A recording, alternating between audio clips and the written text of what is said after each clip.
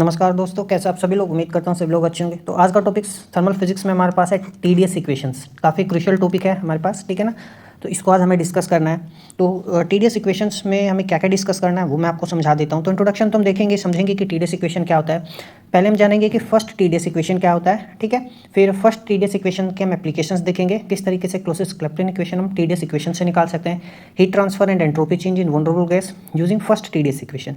फिर उसके बाद हम सेकंड टीडीएस इक्वेशन देखेंगे, एप्लीकेशंस देखेंगे हम सेकंड टीडीएस इक्वेशंस की, ठीक है। और फिर उसके बाद लास्ट हमारे पास होगा third TDS equation, and then we will have a comparison between all the three TDS equation that we would have discussed, ठीक है। समझ में आया। तो इस चीज़ को हमें कवर करना है। आपका कोई डाउट हो तो आप मुझे कमेंट बॉक्स में बता सकते हैं, मैं पूरी कोशिश करूँगा उसको कवर करने की।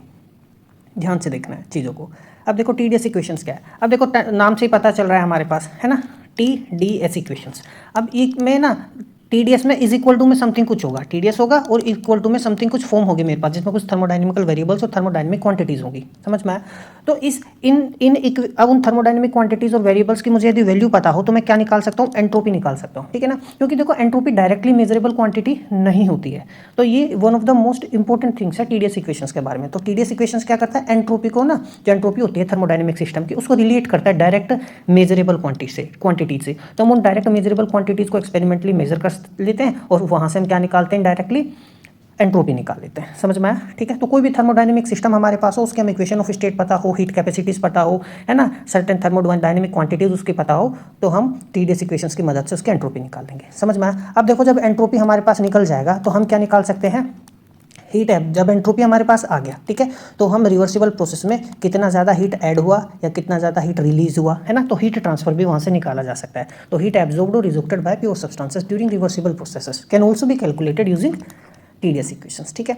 अब फिर हमारे पास depending on the choice of independent variables 3 TdS equations are obtained. तो हमारे पास किस तरीके का वेरिएबल हमने चूज़ किया है ना। अब वो हमें 3 इक्वेशंस देगा। जैसे कि यदि मैं एंट्रोपी को फंक्शन मानूं टेम्परेचर एंड वॉल्यूम, ये हमें फर्स्ट टीडीएस इक्वेशन देगा, ठीक है।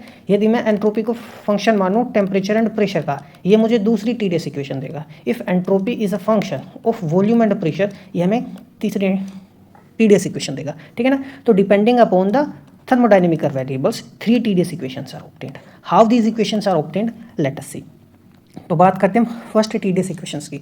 तो फर्स्ट टीडीएस इक्वेशन में हम एंट्रोपी को कंसीडर करेंगे function of temperature and volume, ठीक है ना। देन इसका टोटल डिफरेंशिएशन, हम टोटल डिफरेंशियल किस तरीके से लिखेंगे, एंट्रोपी, है ना, change in entropy with respect to temperature when volume is constant, then change in entropy with respect to volume when temperature is constant, ठीक है। समझ में आया।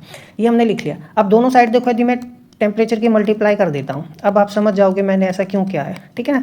अब यदि गौर से ध्यान से देखो तो मेरे पास क्या मिलता है मुझे, देखो ये क्वांटिटी क्या है, डेल क्यू बन गया, del q upon del T at constant volume क्या होता है मेरे पास, हीट कैपेसिटी। तो ये क्या बन गया, heat capacity eight constant volume plus, ठीक है, ये मेरे पास टेम्परेचर। देखो एस एंट्रोपी और वॉल्यूम है ना। तो एंट्रोपी वॉल्यूम को मैं देखो कैसे लिखूं ध्यान से, तो मैं इसको ना मैक्सवेल रिलेशन बना सकता हूँ। तो मैक्सवेल रिलेशन कैसे बना सकता हूँ, देखो ये टर्म क्या लिखा हुआ है, डेल एस अपॉन में डेल वी, है ना, एट कांस्टेंट टेम्परेचर, ये तो लिखा है। तो यदि यहाँ एंट्रोपी लिखा हुआ है, देखो स्पेशल यहाँ क्या होना चाहिए, प्रोग्राम, और यहाँ क्या होना चाहिए, टेम्परेचर। तो स्पेशल प्रोग्राम ऑन टीवी, ऐसे तो याद रखना, मैंने बताया था।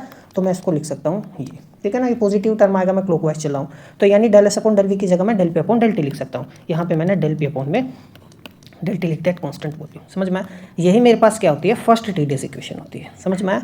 We have already I have already put it in bread bracket. समझ में आया। तो this is called first TDS equation. तो मुझे देखो हीट कैपेसिटी पता है ना, और how del P upon del t varies with the temperature at constant volume पता है, तो मैं अपनी इक्वेशन निकाल सकता हूँ। तो हम इसको यहाँ तक छोड़ते हैं। तो ये मेरे पास फर्स्ट टीडीएस इक्वेशन है, और इसको मैं फर्दर में सोल्व कर सकता हूँ। फर्दर इसको सोल्व किया जा सकता है, ठीक है ना। फर्दर सोल्व कैसे किया जा सकता है, देखो डेल पी अपॉन में डेल टी जो होता है at constant volume is equal to alpha into में ई टी, ठीक है ना। अल्फा वी एक्चुअली में यानी वॉल्यूम एक्सपेंशन कोफिशिएंट, ठीक है। और ये क्या है, आइसोथर्मल इलास्टिसिटी। ये आपको याद होना चाहिए, है ना। ये टर्म का बहुत जगह इस्तेमाल होगी, ध्यान रखना। Del P upon del T at constant volume is alpha v t. तो मैं इसको चाहूँ तो यहाँ डायरेक्ट लिख सकता हूँ। तो लेकिन एक तो आप ये तरीका याद रखो, भूल जाओ तो क्या करना है। तो ध्यान रखना, देखो पीवीटी सिस्टम में क्या होता है, प्रेशर वॉल्यूम टेम्परेचर में हम ना साइक्लिक रिलेशंस, मैंने पढ़ाया था आपको जब मैं थर्मल फिजिक्स स्टार्ट किया था, तो उसमें मैंने बताया था किस तरीके से साइक्लिक रिलेशंस की मदद से हम काफ़ी कुछ अचीव कर सकते हैं, है ना, while writing differentiations of thermodynamic variables. कैसे, देखो क्या लिखा, प्रेशर।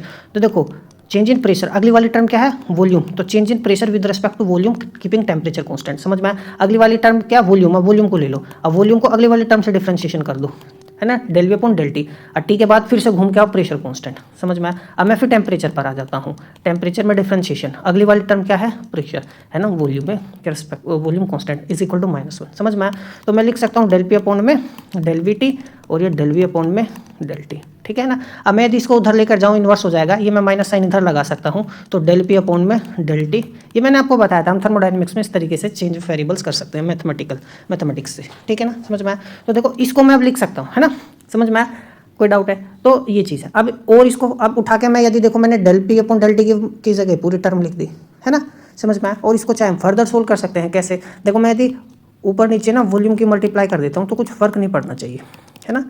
ये मेरे पास यही तो टर्म आई, ठीक है, डेल पी अपॉन में del T at constant volume. देखो वॉल्यूम ऊपर न्यूमरेटर डिनोमिनेटर में वॉल्यूम रख दूंगा, क्या ही फर्क पड़ेगा। देखो ये टर्म मेरे पास क्या आएगा, अल्फा, ठीक है ना, तो ये अल्फा पी आएगा, ठीक है, समझ में आया?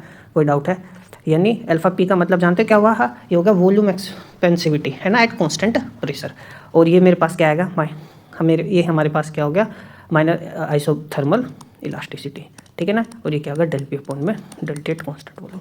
तो मैं इसको ऐसे लिख सकता हूँ, समझ में आया, ठीक है ना। तो ये लिख लेना, इट इज़ सॉरी यहाँ पे ना प्रेशर आएगा, ठीक है। तो ये volume expansivity eight constant pressure, ठीक है ना। तो इसको हम अल्फा पी भी लिख लेंगे। और ये टी क्या है, आइसोथर्मल इलास्टिसिटी। समझ में आ गई बात, ठीक है, कोई डाउट है? तो ये हमारे पास टर्म होगी, तो इसको चीज़ को ध्यान रखना। आगे चलते हैं, अब बात करते हैं फर्स्ट TDS इक्वेशंस के एप्लीकेशंस की। तो देखो हम क्लोसियस-क्लैपेरन इक्वेशन निकाल सकते हैं। अब मैंने क्लोसियस-क्लैपेरन इक्वेशन आपको निकालना बताया था।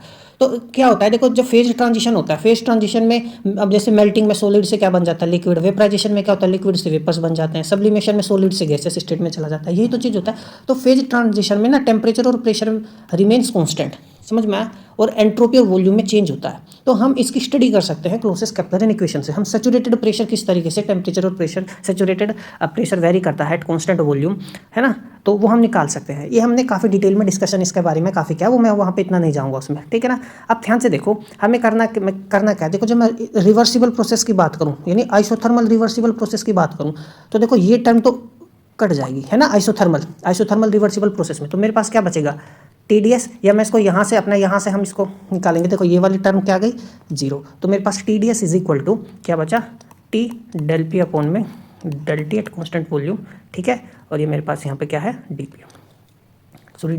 ठीक है, कोई डाउट है? तो ये टर्म हमारे पास आ गई। अब ध्यान से देखो, अब हम इसको कैसे कर सकते हैं। अब यदि आप इसको सोचो, देखो डेल क्यों है, तो ये डेल क्यों अपॉन में ये मैं यहाँ पे डेल वी लिख सकता हूँ। तो हमने एट कांस्टेंट टेम्परेचर ही तो क्या है, तो ये डेल क्यों हो गया और ये डेल वी नीचे आ गया, है ना, हमने कांस्टेंट टेम्परेचर पर ही तो निकाला है। और ये मेरे पास क्या आ गया, डेल पी अपॉन में डेल टी वी, ठीक है, समझ में आया। अब मेरे पास देखो हम जानते हैं डेल की क्या होता है, during phase transition heat absorbed और रिजेक्टेड, ठीक है ना, इज अ प्रोडक्ट ऑफ, मतलब suppose del M amount of matter, ठीक है ना, is converted into has undergone phase transition, ठीक है ना, where L is latent heat. समझ में आया। तो जब मैं इसको देखो ऊपर लिखूंगा और एम से डिवाइड करूंगा, तो ऊपर तो मेरे पास सिंपली एल बचेगा और वॉल्यूम एम से डिवाइड होगा तो स्पेसिफिक वॉल्यूम आएगी। तो स्पेसिफिक वॉल्यूम कहने का मतलब है ये स्मॉल वी से मैं लिखूंगा, समझ में आया, ठीक है। और ये मेरे पास क्या बचेगा, डेल पी अपॉन में डेल टी, ठीक है। तो यही हमारे पास क्या होती है, क्लोसियस-क्लैपेरन लेटेंट हीट इक्वेशन होते हैं, जिसको हम फर्स्ट लेटेंट हीट इक्वेशन भी बोलते हैं ना। और ये सारे रिवर्सिबल फेज ट्रांजिशन में, सॉलिड से लिक्विड, लिक्विड से वेपर, सारे में अप्लाई होती है, रिवर्सिबल की इसमें भी, है ना। अब तो ये वही हमें बताती है ये इक्वेशन किस तरीके से सैचुरेटेड वेपर प्रेशर जो है वेरी करता है टेम्परेचर के साथ, ठीक है, समझ में आई बात। कोई डाउट है, टेम्परेचर यहाँ पर रह गया था तो मैं इसको यहाँ पे लिख देता हूँ V2 माइनस के V1। तो ये V2 माइनस V1 क्या स्पेसिफिक वॉल्यूम है, ठीक है। तो इसके बारे में हमने बहुत ज़्यादा वो डिटेल में ऑलरेडी मैं डिस्कस किया है, और ज़्यादा डिटेल में इसके बारे में जाऊँगा नहीं, ठीक है ना। अलग से मैंने इसके बारे में एक लेक्चर बनाया हुआ है, तो हम उस चीज़ को देख सकते हैं। अब देखो heat transfer and change in van der Waals gas, तो हम हीट ट्रांसफर भी निकाल सकते हैं और एंट्रोपी में चेंज भी निकाल सकते हैं, किस तरीके से। तो फर्स्ट TDS इक्वेशन मेरे पास ये है CVDT, है ना, प्लस के T डेल पी अपॉन में del T at constant volume T, ये हमारे पास है, ठीक है। तो एंट्रोपी तो मुझे चाहिए, तो मुझे क्या करना पड़ेगा, DS is equal to CVDT ठीक है, अपोन में टी, टेम्परेचर से दोनों साइड डिवाइड कर दिया और ये मेरे पास क्या बचा, डेल पी अपोन में डेल टी वी टी। ठीक है, अब मेरे को एंट्रोपी में चेंज चाहिए, किसकी, वॉन डेर वाल गैस के लिए चाहिए। तो वॉन डेर वाल गैस मेरे पास क्या थे, p plus n square upon में v square v minus n b. ये मेरे पास इक्वेशन होती है किस चीज़ की, वॉन डेर वाल गैस की। तो मुझे क्या चाहिए, del P upon del T चाहिए। तो देखो जब मैं वॉन डेर वाल गैस को ना टेम्परेचर के रेस्पेक्ट में डिफरेंशिएशन करूँ, प्रेशर को डिफरेंशिएशन करूँगा टेम्परेचर के रेस्पेक्ट में कीपिंग वॉल्यूम कॉन्स्टेंट। तो देखो प्रेशर के रेस्पेक्ट में मैंने ये तो डेल पी अपोन में डेल टी आ गया, प्लस ये पूरी टर्म कांस्टेंट होगी क्योंकि वॉल्यूम कांस्टेंट रखी है 0। समझ में आ गई बात, ठीक है ना। अच्छा, ये वाली टर्म क्या होगी, एज इट इज ले ली मैंने, वी एम माइनस के एन बी, है ना। मैंने इस टर्म का क्या क्या डिफरेंशिएशन किया और इसको क्या रखा, एज इट इज। तो देखो इसका डिफरेंशिएशन क्या, इसको एज इट इज रखा, प्लस अब क्या करना है हमको, अब मैं यदि इस वाले टर्म को क्या रखूँ, एज इट इज, तो मैं इसको टर्म को एज इट इज रख लेता हूँ, पी प्लस के एन स्क्वायर ए प्लस के वी स्क्वायर। और जब मैं इस टर्म का डिफरेंशिएशन करूँगा, पूरी टर्म कांस्टेंट है तो ये तो इंटू 0 आ जाएगा, समझ में। और यहाँ मेरे पास डिफरेंशिएशन करूँगा एन आर आएगा, ठीक है। तो ये टर्म तो गई, तो मेरे पास सिंपली डेल पी अपोन में del T is equal to N R upon में वी माइनस के एन बी आ गया, ठीक है ना। यहाँ पे एन आएगा, नंबर ऑफ मोल्स। तो सिंपली अब कुछ नहीं करना है आपको, उठा के ना नंबर ऑफ मोल्स को यहाँ पे रख दो सिंपली। तो मैंने जब है ना, तो d s is equal to n c v upon में t d t plus n r v minus के एन बी। समझ में आ गई बात। तो हमने क्या क्या नंबर ऑफ मोल्स के लिए हम निकालना चाह रहे थे, तो हम अपनी इक्वेशन यहाँ पे मैंने del P upon del T put कर दी, ठीक है, कोई डाटिए। या हम simply when we can even do it, ठीक है ना, while writing for N is equal to 1। समझ में आया। तो यहाँ से एन हटा लो, ये हीट कैपेसिटी लिखा हुआ है ना, यदि मैं एन लिखूंगा तो मोलर हीट कैपेसिटी वगैरह।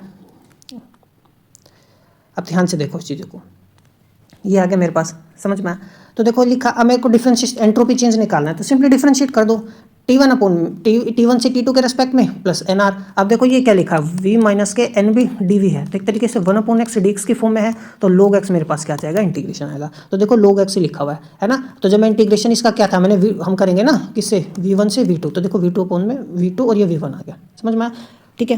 तो सिंपल है, सी यदि मैं इंडिपेंडेंट ऑफ टेम्परेचर ले लूँ, यदि ऐसा केस हो है ना, if you have some region of interest और कुछ सब्सटेंस जिसके लिए ये क्या है, टेम्परेचर पर डिपेंड नहीं कर रहा है, तो हम सी भी बाहर ले लेंगे और 1 अपॉन टी का डिफरेंशिएशन log टी आ जाएगा मेरे पास, T2 अपॉन T1, ठीक है, ये आ गया। तो इस तरीके से हम एंट्रोपी निकाल सकते हैं, काफ़ी सिंपल है, कुछ भी कॉम्प्लिकेटेड नहीं है। आइसोथर्मल केस होगा, तो आइसोथर्मल केस के लिए टर्म तो 0 होनी चाहिए, तो मेरे पास सिंपली डेल एस क्या बचेगा, एन आर बचेगा ln V2 माइनस के एन बी और ये V1 माइनस के एन बी बचेगा, ठीक है, समझ में।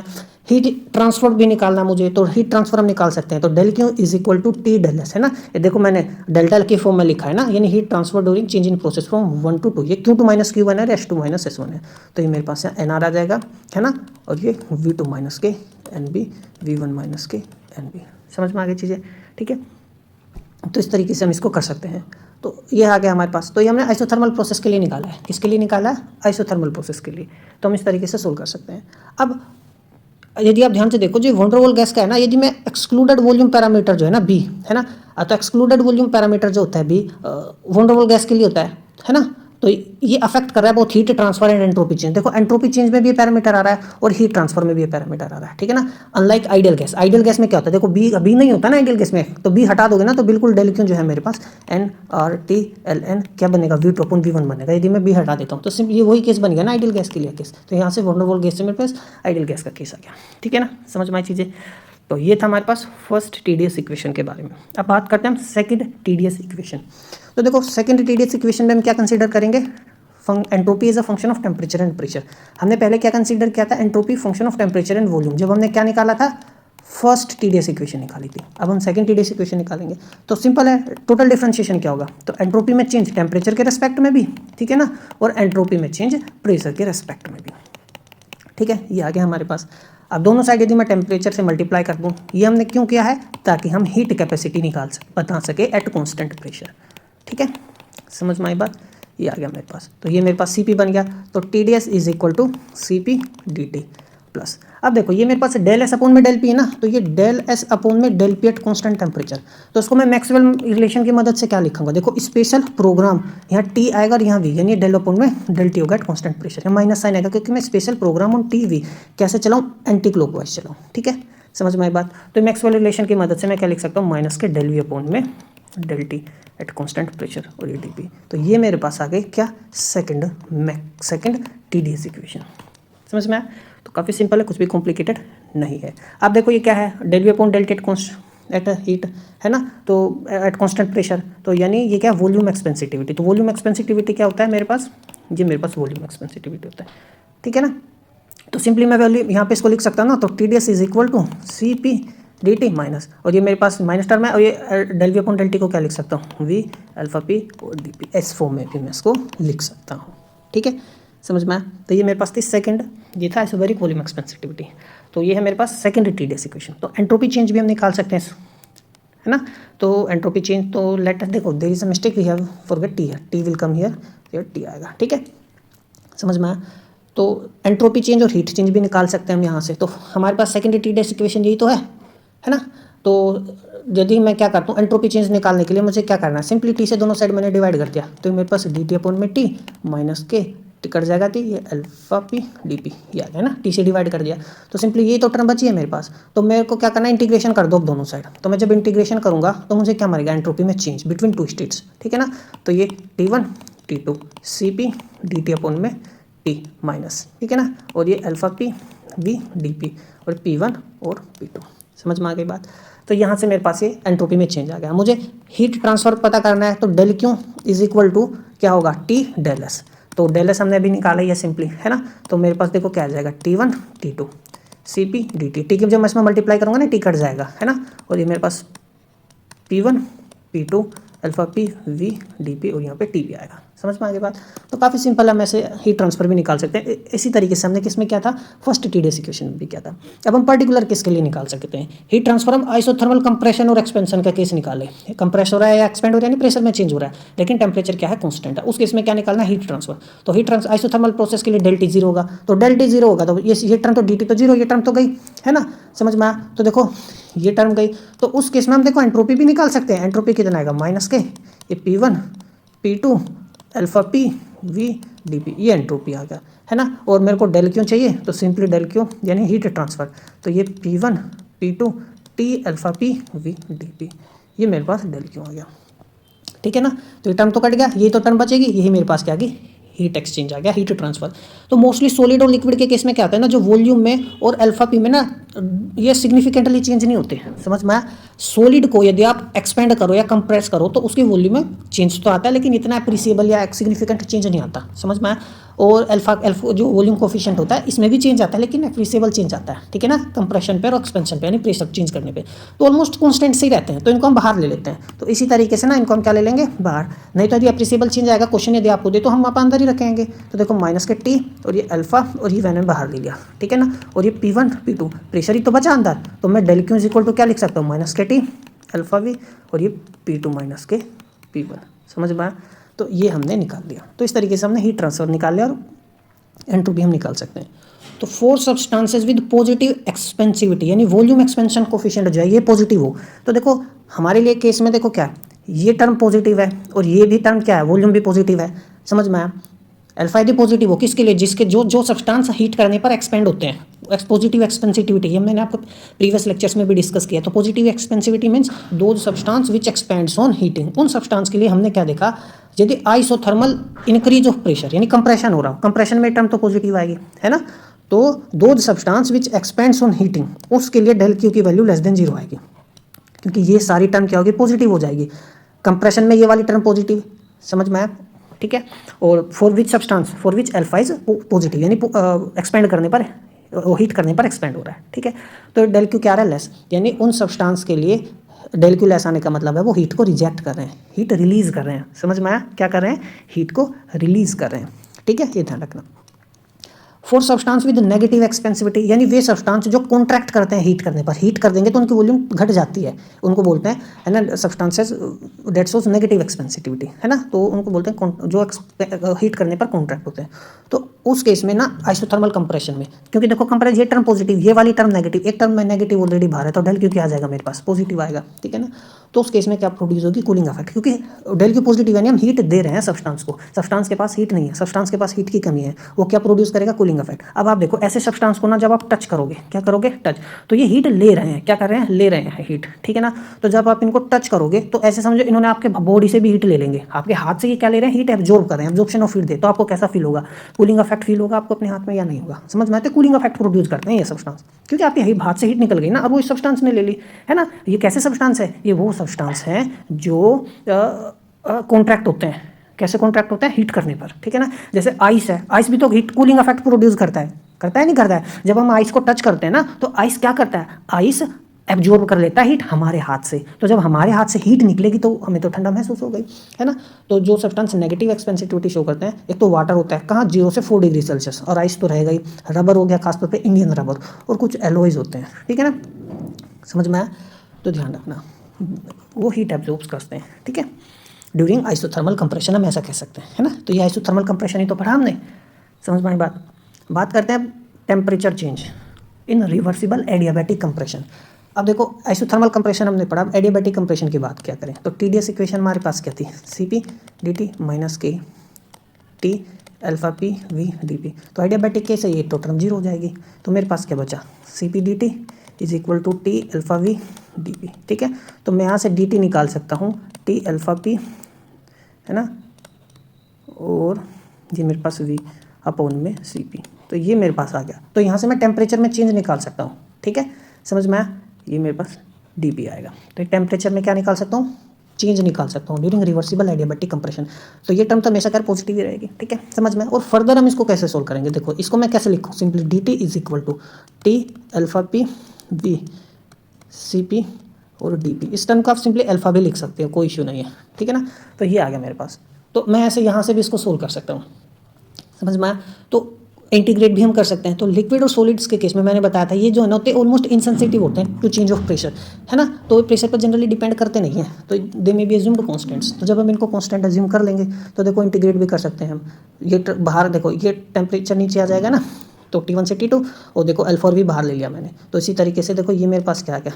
ln T2 अपॉन में T1, और ये अल्फा V अपॉन में CP, ठीक है, और ये मेरे पास P2 माइनस के P1, ठीक है। तो ये भी तो एक तरीके से मुझे क्या दे रहा है? टेम्परेचर में चेंज ही तो दे रहा है। ये क्या है? ln T2 माइनस के ln T1, समझ में? लोगरिथमिक चेंज इन टेम्परेचर मिल रहा है हमें। तो this gives logarithmic change in temperature during adiabatic change of pressure, ठीक है। तो देखो जो सब्सटेंस पॉजिटिव एक्सपेंसिटिविटी शो करेंगे यानी कंप्रेशन पे, देखो कंप्रेशन पे ये टर्म पॉजिटिव, वॉल्यूम तो पॉजिटिव, अल्फा भी पॉजिटिव फॉर पॉजिटिव कंसेंट्रिविटी, तो ये टर्म क्या आ रही है? पॉजिटिव आ रही है। या मैं ऐसे कह सकता हूँ dt क्या आ रहा है? पॉजिटिव आ रहा है। यदि मैं यहाँ से देखूँ तो समझ में आया? तो एडियाबैटिक प्रोसेस में क्या हो रहा है? राइज इन टेम्परेचर, है ना, समझ में आया मैंने क्या कहा? क्या हो रहा है? राइज इन टेम्परेचर, यानी वे सब्सटेंस जो एक्सपेंड होते हैं हीट करने पर, तो एडियाबैटिक कंप्रेशन में उनका टेम्परेचर बढ़ जाता है, ठीक है। फोर सब्सटेंस विद नेगेटिव एक्सपेंसिटिविटी, तो नेगेटिव रहेगा तो dt नेगेटिव आएगा, तो dt नेगेटिव आने का क्या मतलब हो गया? वो कूलिंग प्रोड्यूस करे, तो dt क्या हो रहा है? डिक्रीज हो रहा है, समझ में? नेगेटिव आ रहा है, ठीक है। तो बस यहाँ से हम आसानी से पता कर सकते हैं, है ना। ये तो अब तक आपके दिमाग में बैठ गया होगा कि पॉजिटिव एक्सपेंसिटिव वाले हीटिंग इफेक्ट प्रोड्यूस करते हैं और नेगेटिव एक्सपेंसिटिव वाले कूलिंग इफेक्ट प्रोड्यूस करते हैं, ठीक है ना। Whether it is isothermal compression और whether it is adiabatic compression, समझ में आ गई बात, ठीक है ना। तो ध्यान रखना, दोनों चीज़ें हमने देखी। Then now we will have third TDS equation. अब देखो काफ़ी सिंपल है। तो इस बार हम क्या करते हैं?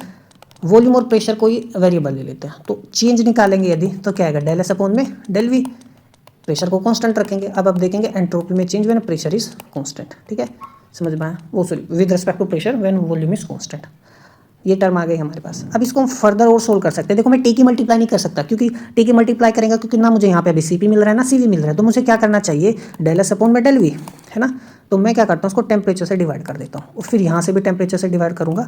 तो ये देखो इस टर्म को मैंने क्या लिखा, ऐसा लिख सकता हूँ इसी तरीके से, डेल एस अपॉन में डेल टी, एंट्रोपी को टेम्परेचर से डिवाइड किया मैंने, ठीक है, और यहाँ डेल टी अपॉन में डेल पी, ठीक है, समझ में आया? अब मैं यदि टेम्परेचर से दोनों साइड मल्टीप्लाई करता हूँ तब मेरे पास केस क्या बनता है? देखो TDS, ये क्या बना? CP, और ये डेल टी अपॉन में डेल पी, ठीक है, प्लस ये CV और ये डेल टी अपॉन में del P V D P. यही मेरे पास क्या होती है? थर्ड TDS इक्वेशन, ठीक है ना। तो आप देख सकते हो मैंने डेल टी को, है ना, इस फॉर्म में लिखा, मेजरेबल क्वांटिटीज़ के फॉर्म में। मेजरेबल क्वांटिटी यानी CP एंड CV, समझ में आ गई बात, ठीक है। तो CP और CV के फॉर्म में मैंने लिखा, तो इस तरीके से हम इसको लिख सकते हैं, ठीक है। फर्दर भी मैं इसको चाहूँ तो लिख सकता हूँ CP। अब देखो हम जानते हैं अल्फा वी क्या होता है मेरे पास? डेल वी अपॉन में डेल टी ये तो होता है, तो ये मेरे पास क्या बन जाएगा, ये अल्फा वी हो जाएगा, ये डी वी आ जाएगा प्लस, ठीक है ना।